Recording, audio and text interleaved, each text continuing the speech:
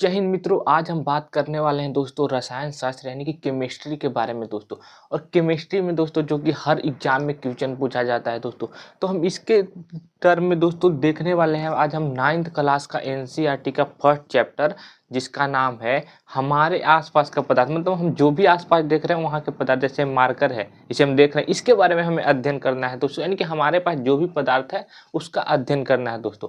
तो हमारे आसपास के पदार्थ के बारे में हम वर्णन करते हैं 9th क्लास के फर्स्ट चैप्टर में। तो दोस्तों अगर हम बात करें इस यूनिवर्स की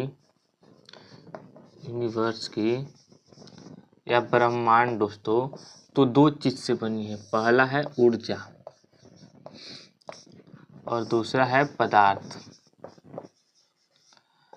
तो दोस्तों पूरा ब्रह्मांड जो कुछ भी, देखिए ये मार्कर है तो ये दोस्तों पदार्थ है। अब हम कहीं देख रहे हैं, देखिए दोस्तों मान लीजिए कि विद्युत धारा है दोस्तों। विद्युत धारा एक ऊर्जा है, कार्य करने की क्षमता। दोस्तों आप अगर लाइन है, करंट जा रहा है, उसको आप छुइए तो आपको पता चलेगा कि उसमें कार्य करने की क्षमता है या नहीं। तो दोस्तों विद्युत धारा एक ऊर्जा है, लेकिन वही मार्कर हो गया दोस्तों या बोर्ड हो गया दोस्तों, सब पदार्थ है। तो पूरा ब्रह्मांड जो निर्मित है वह एक तो पदार्थ से निर्मित है या तो ऊर्जा से निर्मित है। तो ऊर्जा होता है दोस्तों कार्य करने की क्षमता, कार्य करने की क्षमता।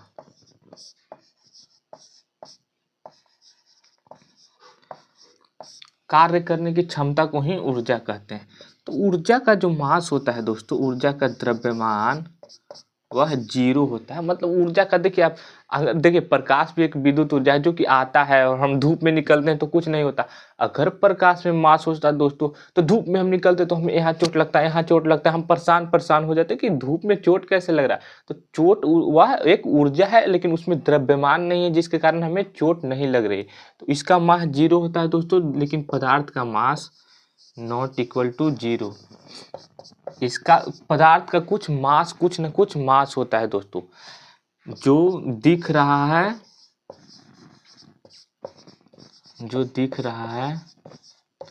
या नहीं दिख रहा है। मतलब दोस्तों आप देखे होंगे, मान लीजिए कि यहाँ पर हवा है चारों बगल फैल, हवा हमें दिख रहा है नहीं, लेकिन फिर भी वह पदार्थ है दोस्तों। क्योंकि अगर आप इसको एक बैलून में भरेंगे और उसका वजन करेंगे दोस्तों, उसका कुछ न कुछ मास होगा दोस्तों, तो वह एक पदार्थ है। तो जो पदार्थ होता है वो दिखता है या नहीं भी दिख सकता है दोस्तों। जैसे हवा भी पदार्थ है, गैस है, वह नहीं दिख रहा है। तो कार्य यही है दोस्तों, ऊर्जा और पदार्थ से ब्रह्मांड निर्मित है। अगर हम बात करें दोस्तों तो हम पदार्थ का वर्गीकरण करते हैं। तो यह तीन प्रकार के होते हैं, ठोस। तो दोस्तों पदार्थ का जो हम वर्गीकरण कर सकते हैं दो प्रकार के से कर सकते हैं। एक कर सकते हैं भौतिक आधार, एक भौतिक रूप और एक रासायनिक रूप।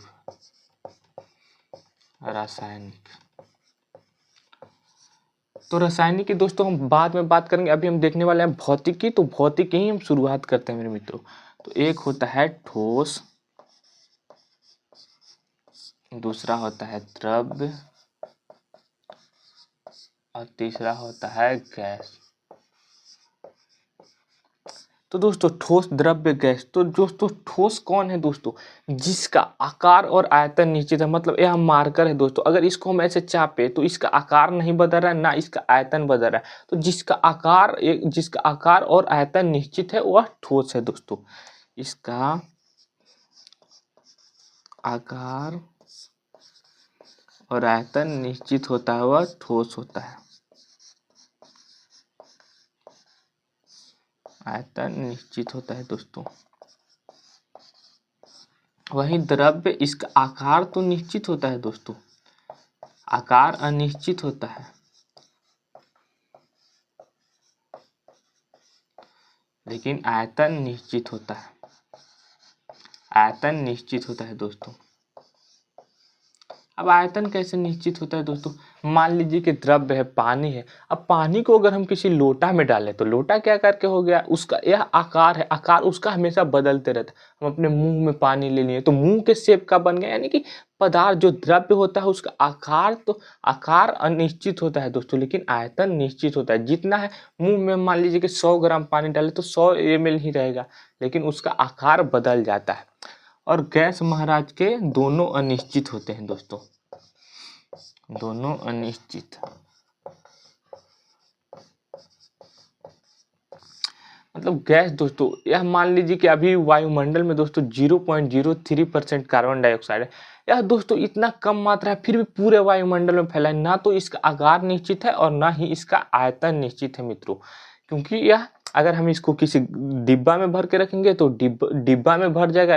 अगर एक वह दोस्तों उसका ना तो आकार निश्चित है और ना आयतन निश्चित, उसको जितना बड़ा एरिया में रखेंगे वह उतना एरिया में फैल जाएगा, उसको कहते हैं गैस दोस्तों। इसका आकार और आयतन दोनों अनिश्चित होता है। अब दोस्तों इनका हम देखें तो तुलनात्मक अध्ययन कुछ कुछ हम आप सुनते होंगे, जैसे दोस्तों अंतर आणविक बल, तो उसके बारे में हम बात करते हैं दोस्तों कि कौन किसका ज्यादा होता है। आप ये सब नोट डाउन करते जाइएगा। अंतर आणविक बल,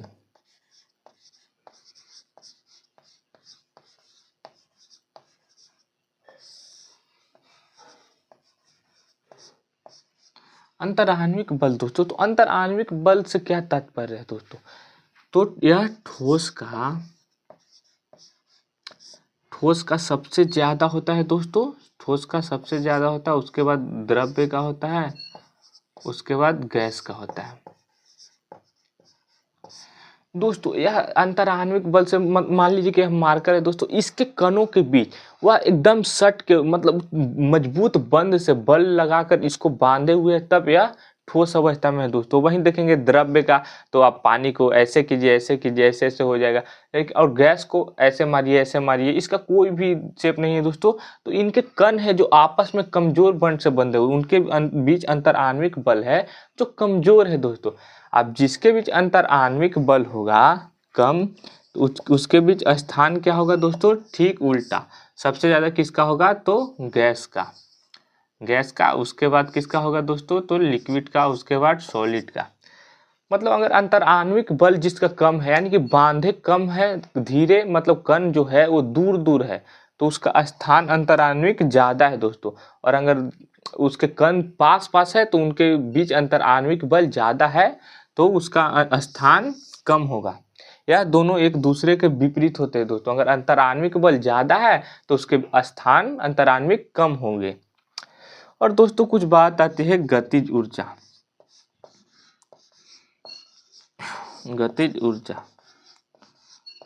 गतिज ऊर्जा तो यह सबसे ज्यादा किसका होता है दोस्तों? तो गैस का, उसके बाद लिक्विड का, उसके बाद सॉलिड का। आप इसको समझे, यह हवा है दोस्तों, इसको ऐसे ऐसे मार दिए हवा चल गया, इसका गतिज ऊर्जा काफी तेज है।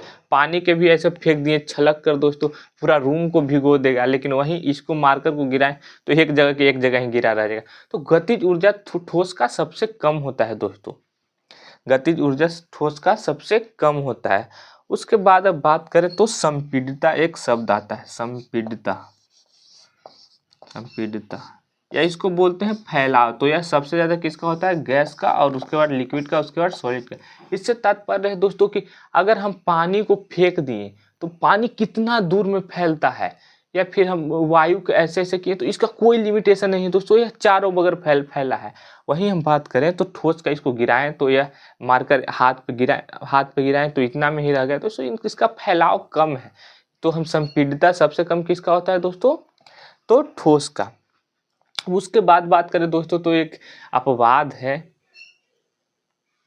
जिसका नाम है रसगुल्ला। रसगुल्ला ठोस होते हुए भी उसका संपीड़िता ज्यादा है। रसगुल्ला को अब दाबिएगा तो वह दब जाएगा, संपीड़िता क्योंकि ज्यादा है, क्योंकि उसके जो उसमें जो छोटे छोटे छिद्र होते हैं दोस्तों, उसमें हवाएं आकर भर जाती है। अब हवाएं भर जाती है तो वह फूल जाता है, उसको छोड़िए फिर फूल जाएगा, आप उसको दबाइए छोड़िए फिर फूल जाएगा, क्योंकि हवाएं उसमें जाकर अंदर समोहित हो जाते हैं और उसको पुनः फुला देते हैं दोस्तों। अब इसके बाद हम बात करें दोस्तों, तो अब हम देख लिए दोस्तों सबके तुलनात्मक अध्ययन के किसके बीच अंतराण्विक बल ज्यादा होता है, किसका अंतराण्विक स्थान ज्यादा होता है, किसका गतिज ऊर्जा ज्यादा होता है दोस्तों। अब इसके हम बात करें दोस्तों, तो अब ठोस से द्रव्य आखिर कैसे बना दोस्तों, द्रव्य से गैस कैसे बना, इसके बारे में हम देखते हैं। तो सबसे पहले है ठोस, उसके बाद है द्रव्य, उसके बाद है गैस। तो दोस्तों ठोस से कोई द्रव्य कब बनता है, ठोस से द्रव्य कौन, मान लीजिए कि बर्फ है, बर्फ द्रव्य कब बनेगा, तो बर्फ द्रव्य जब ठोस द्रव्य बन जाएगा, यानी कि बर्फ द्रव्य बन जाए तो हम क्या कहते हैं, बर्फ पिघल गया, तो इसको बोल देंगे क्या हम, पिघलना।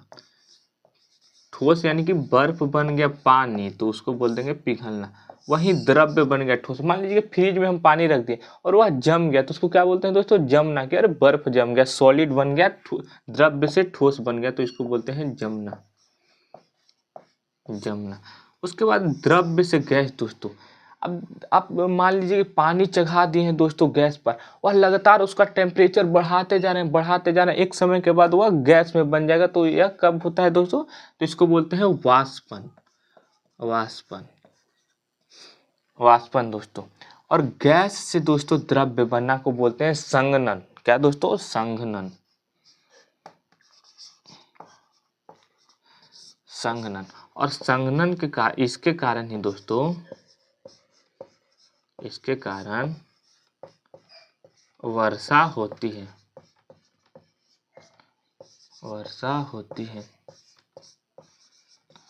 दोस्तों। आप देखे होंगे संघनन मतलब जो जल वाष्प होते हैं दोस्तों, वह तापमान अधिक के कारण वाष्प बन के ऊपर उड़ जाते हैं दोस्तों, और जब वह ऊपर जाते हैं उसका तापमान कमता है तो वह संघनित हो जाते हैं दोस्तों, और गैस से, वह गैस से दोस्तों, गैस से द्रव्य में, यानी कि गैस से पानी की बूंदे में बदल जाती है, उसको ही गैस से पानी के बूंदों में बदलना संघनन कहलाता है। और जब ऊपर संघनन होता है तभी दोस्तों वर्षा होती है, तो हम कह सकते हैं कि संघनन के कारण ही वर्षा होती है। आपको इसको याद रखना है दोस्तों, क्योंकि आपके एग्जाम में पूछा जा सकता है, संघनन के कारण ही वर्षा होती है।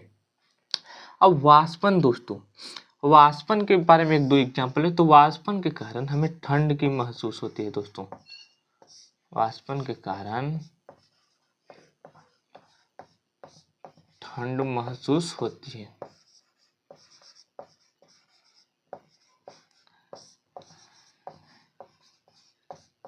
ठंड महसूस होती है दोस्तों, और सुराही का पानी ठंडा होता है, यानी कि घड़ा, सुराही मतलब दोस्तों घड़ा का पानी ठंडा होता है। इसको आपको हम समझाते हैं, घड़ा का पानी ठंडा होता है, ठंडा होता है।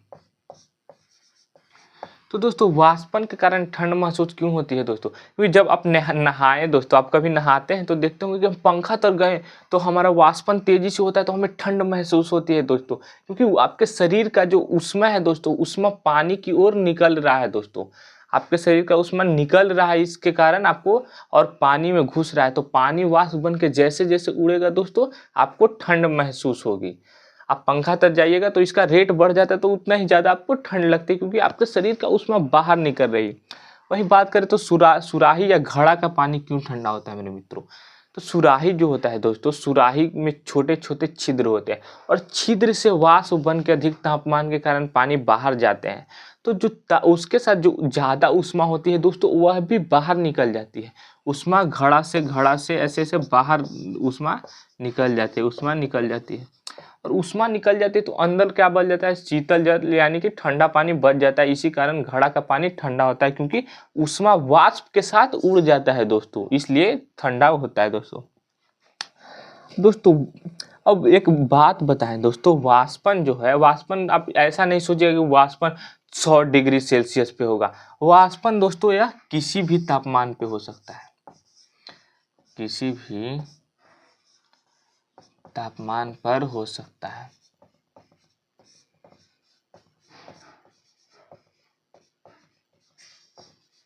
वाष्पन किसी भी तापमान पर हो सकता है दोस्तों। अब वाष्पन के बारे में देखेंगे दोस्तों, किसी भी तापमान पर हो सकता है, कैसे बोले। अब दोस्तों, अब हमारे कपड़े गर्मी में तेजी से सूखते हैं, लेकिन ऐसा तो नहीं है कि ठंडे में नहीं सूखते, ठंडे में भी सूखते हैं और बरसात में भी सूखते हैं दोस्तों। तो वहाँ के हम 100 डिग्री तापमान हो गया दोस्तों, 4-5 डिग्री तापमान में भी कपड़े सूख जाते हैं। तो वाष्पन के लिए दोस्तों तापमान मैटर नहीं करता, वह किसी भी तापमान पे वाष्पन हो जाता है, भले ही वह धीरे धीरे होता है, लेकिन वाष्पन होता है दोस्तों। तो वाष्पन दोस्तों हम देख लिए किसी भी तापमान पे संभव है। वाष्पन के कारण ठंड महसूस होती है दोस्तों, क्योंकि ऊष्मा निकलती है और सुराही का पानी ठंडा होता है, और संघनन के कारण वर्षा होता है दोस्तों। अब दोस्तों, गैस से ठोस में बनना और ठोस से गैस में बनना, तो ठोस से गैस में बनना को कहते हैं दोस्तों ऊर्ध्वपातन। ऊर्ध्वपातन ऊर्ध्वपातन ऊर्ध्वपातन कहते हैं दोस्तों ठोस से गैस में बनना, और गैस से ठोस में बनना निक्षेपण कहते हैं दोस्तों। आपको यह याद रखना होगा दोस्तों, क्योंकि यह काफी ज्यादा महत्वपूर्ण है, क्वेश्चन इससे पूछे जाते हैं। तो ऊर्ध्वपातन दोस्तों क्या होता है? क्या सच में ऐसा संभव है कि गैस ठोस से डायरेक्ट गैस में बदल जाए बिना पिघले? तो दोस्तों हाँ, संभव है। आप देखेंगे दोस्तों, आप कपूर या पूजा पाठ के समय कभी न कभी कपूर जलाएंगे, तो कपूर जलाने के बाद दोस्तों वह द्रव्य में नहीं बदलता है, डायरेक्ट गैस में बदल जाता है दोस्तों। तो वह बेस्ट एग्जाम्पल है द्रव्य से गैस में बदलना। डायरेक्ट वह क्या मतलब, गैस से ठोस से गैस में डायरेक्ट बदल जाता है। तो ऊर्ध्वपातन की एग्जाम्पल कुछ हम लिखते हैं दोस्तों, उसको आपको याद रखना होगा दोस्तों। तो इसके उदाहरण है दोस्तों, इसके एग्जाम्पल हैं ammonia tetrachloride NH4Cl, Kapoor,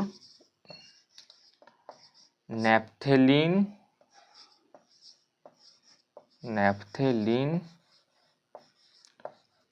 और CO2 शुष्क बर्फ दोस्तों।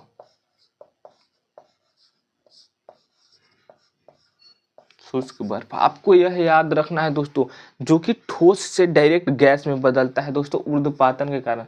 सबसे पहले NH4Cl अमोनियम टेट्राक्लोराइड, उसके बाद कपूर दोस्तों, कपूर ठोस से डायरेक्ट गैस में बदलता है जिसको ऊर्ध्वपातन कहते हैं, और एक नेफ्थोलिन और शुष्क बर्फ दोस्तों। इसको आपको याद रखना होगा, बहुत ही महत्वपूर्ण टॉपिक है दोस्तों। अब दोस्तों इसके बाद बात करें हम, एक शब्द आता है क्वथन या क्वथनांक के बारे में हम आप सुने होंगे दोस्तों। तो क्वथन की जो क्रिया होती है दोस्तों, यह 100 डिग्री ताप पे होता है। 100 डिग्री ताप पे होता है दोस्तों। क्वथन से आप सिंपल भाषा में समझिए दोस्तों कि खौलना। तो जो पानी है दोस्तों वह खौलता है तो 100 डिग्री तापमान होता है तभी खौलता है, अन्यथा नहीं खौलता है। लेकिन वाष्पन किसी भी ताप पे हो सकता है, लेकिन क्वथन जो होता है बस उसके लिए 100 डिग्री तापमान का होना जरूरी है दोस्तों। अब गुस्सा में भी कोई खौलता है दोस्तों, तो उसके लिए उतना तापमान की जरूरत नहीं, लेकिन क्वथन के लिए 100 डिग्री तापमान की आवश्यकता होती है मेरे मित्रों। अब उसके बाद हम बात करें दोस्तों, तो वाष्पन के कारण हम ये सब देख लिए दोस्तों, आप इसको आप लिख सकते हैं आसानी पूर्वक से। अब उसके बाद एक बात आती है दोस्तों, आर्द्रता क्या होती है? आर्द्रता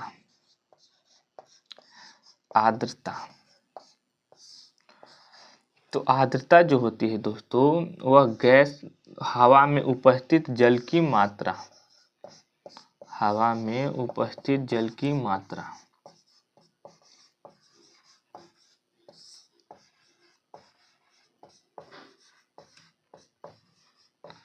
हवा में उपस्थित जल की मात्रा ही आर्द्रता कहलाता है दोस्तों। यहाँ पर जो भी हवा है उसमें कुछ ना कुछ जल उपस्थित है दोस्तों, उसे ही आर्द्रता कहते हैं। और आर्द्रता जो होती है दोस्तों, बहुत ही निम्नलिखित बातें पे प्रभावित होती है दोस्तों। जैसे कि अगर हम क्षेत्रफल बढ़ाएंगे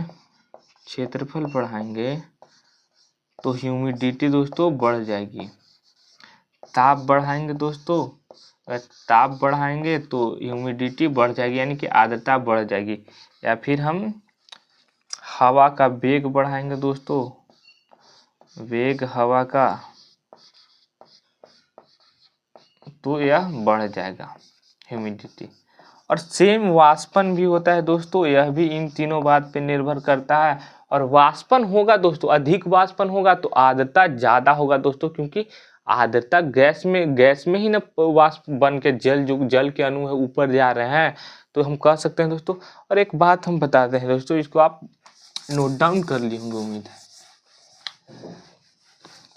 कि आर्द्रता दोस्तों, आर्द्रता अधिक होने पर वाष्पन कम होता है। आर्द्रता अधिक होने पर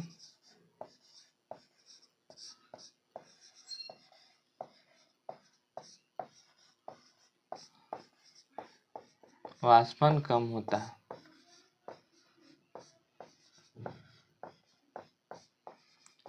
मतलब दोस्तों मान लीजिए कि आप कोई आदमी पूरा ठूस ठूस के खा लिया है दोस्तों, आप उसको खिलाएंगे तो वह ग्रहण करेगा। तो अगर आर्द्रता अगर पहले से ही पूरा खा लिया है दोस्तों, मतलब आर्द्रता ज़्यादा है तो वाष्पन का दर कम होगा दोस्तों। आपको यह भी बात को अच्छी प्रकार से याद रखना है दोस्तों। अब दोस्तों आप सोचिए, ताप बढ़ाने से क्या क्या होता है दोस्तों। अगर आप ताप बढ़ाएंगे किसी भी वस्तु का, मान लीजिए अगर ताप बढ़ाएं दोस्तों किसी भी, तो पहले तो वह सॉलिड ठोस होगा दोस्तों, सॉलिड होगा। उसके बाद अगर ज़्यादा बढ़ा दिए तो लिक्विड होगा, और ज़्यादा बढ़ा दिए तो दोस्तों गैस हो जाएगा। ताप बढ़ाने पर बढ़ता है दोस्तों। वहीं दाब बढ़ाएं तो दोस्तों, दाब बढ़ाएं तो गैस हो जाएगा किस में दोस्तों, लिक्विड में, और लिक्विड हो जाएगा सॉलिड में। तो यह होगा कैसे दोस्तों, तो ताप बढ़ाएंगे तो उल्टा होगा, solid to liquid, liquid to gas, क्योंकि गर्म हो रहा है। और दाब बढ़ाएंगे तो solid to liquid, liquid to gas. दोस्तों इसमें अंतर आणविक जो बल है, अंतर आणविक बल क्या होगा दोस्तों, इसमें बढ़ रहा है दोस्तों।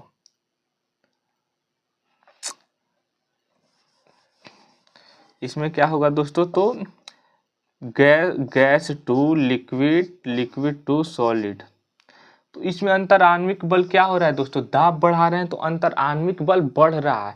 तो अंतर आणविक बल बढ़ रहा है तो कण आपस में सटे जा रहे हैं। तो सॉलिड पहले गैस था दोस्तों, तो गैस के कण को सटाएं तो द्रव्य बन गया, और द्रव्य को और ज्यादा सटा दिए तो बन गया ठोस। और वहीं स्थान की बात करें दोस्तों, अंतर आणविक स्थान, तो स्थानविक स्थान दोस्तों घट रहा है, क्योंकि जब अंतर आणविक बल बढ़ रहा है, यानी कि हम दूर को खींच के पास ला रहे हैं, तो उनके बीच का दूरियां यानी कि अंतर आणविक स्थान घट रहा है मेरे मित्रों। तो वही बात है दोस्तों। अब बात करें तो दोस्तों दाब बढ़ाने पर और ताप बढ़ाने पर प्रभावित होता है क्या, तो ठोस, द्रव्य और गैस मेरे मित्रों। अब दोस्तों हम देखते हैं पदार्थ की चौथी अवस्था एवं पांचवी अवस्था दोस्तों। पदार्थ की चौथी एवं पांचवी अवस्था, तो प्लाज्मा दोस्तों। यह दोस्तों चौथी अवस्था है, चौथी अवस्था है पदार्थ की।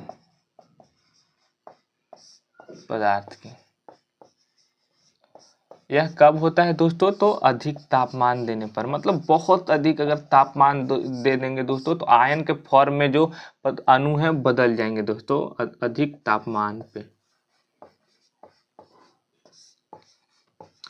अधिक तापमान पे तो दोस्तों इसमें जो होते हैं दोस्तों, वह इसमें जो आयन होते हैं दोस्तों, आयन और इलेक्ट्रॉन समान होते हैं दोस्तों। इस प्लाज्मा अवस्था में हमें बनाने के लिए दोस्तों या तो अधिक तापमान या आवेशित करना होगा दोस्तों हमें। अधिक आवेशित या अधिक तापमान हम दे देंगे तो अपने आप प्लाज्मा अवस्था में चल जाएगा। और यह पदार्थ की चौथी अवस्था है दोस्तों, जिसका खोज हुआ है दोस्तों। अब प्लाज्मा अवस्था के एग्जाम्पल हम देखते हैं दोस्तों।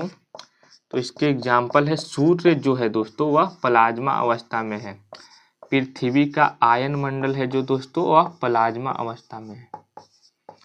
उसके बाद हम बात करें तो अरोरा देखते होंगे। अरोरा जो कि उत्तरी गोलार्ध में होता है, अरोरा दक्षिणी गोलार्ध में होता है अरोरा ऑस्ट्रेलिस, और उत्तरी गोलार्ध में होता है अरोरा बोरियोलिस दोस्तों। अरोरा, फिर पुच्छल तारा या कामेट बोलते हैं जिसको दोस्तों, कामेट बोलते हैं। फिर प्लाज्मा टीवी होता है, प्लाज्मा बाल होता है दोस्तों। यह सब प्लाज्मा की अवस्था में। तो सूर्य, आयनमंडल हो गया, अरोरा, कामेट या तारा, जितने भी तारे हैं दोस्तों सब प्लाज्मा अवस्था में ही रहते हैं। तो प्लाज्मा अवस्था पदार्थ की चौथी अवस्था है जो कि अधिक तापमान देने पे होता है। बहुत ज़्यादा तापमान या आवेशित कर देंगे तो प्लाज्मा अवस्था में परिवर्तित हो जाएगा। तो दोस्तों उम्मीद करते हैं आप प्लाज्मा अवस्था समझ गए होंगे दोस्तों। अब पदार्थ की हम पांचवी अवस्था देखते हैं जिसको बोलते हैं boss Einstein condensate. Boss Einstein condensation. अब इसके बारे में देखते हैं दोस्तों। तो यह अवस्था कब आता है मेरे मित्रों? तो पदार्थ की पांचवी अवस्था जो है दोस्तों यह परम शून्य ताप पे आता है। परम शून्य ताप,